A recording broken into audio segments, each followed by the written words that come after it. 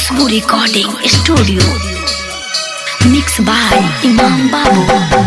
हमरा जानू के शादी, हमरा मलिया के शादी बटे जल्दी हैप्पी बाबू हैप्पी बाबू। हे बरहम बाबा कुछो ऐसा न कदी, हे बरहम बाबा कुछो ऐसा न कदी। हमरा मलिया के शादी बटे जल्दी, हमरा जानू के शादी बटे जल्दी।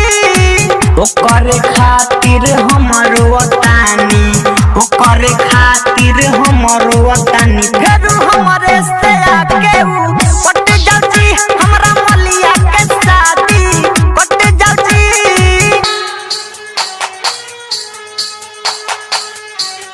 खुशबू रिकॉर्डिंग स्टूडियो कहला बिशनपुरा बाजार मिक्स बाय इमाम बाबू। हैप्पी बाबू हैप्पी बाबू हैप्पी बाबू। हमरा जानू के शादी, हमरा मलिया के शादी बटे जल्दी। बदले में मिली रउआ मेवा मलाई, जोड़े जोड़े लड्डू पर शादी जी।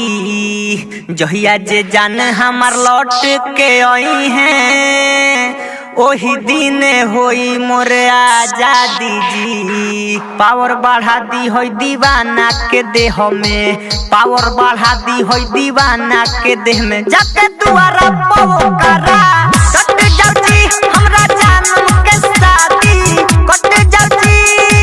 हे बरहम बाबा कुछो ऐसा न कदी, हे बरहम बाबा कुछो ऐसा न कदी। हमरा मलिया के शादी कट जल्दी, हमरा जानू के शादी कट जल्दी।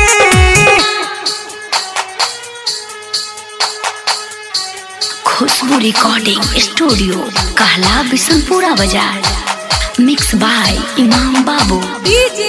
हैप्पी बाबू हैप्पी बाबू हैप्पी बाबू। हमरा जानू के शादी, हमरा मलिया के शादी बटे जल्दी। पागलवारा लेखा घूमत बानी, फोटो कर लेके चुमतानी जी।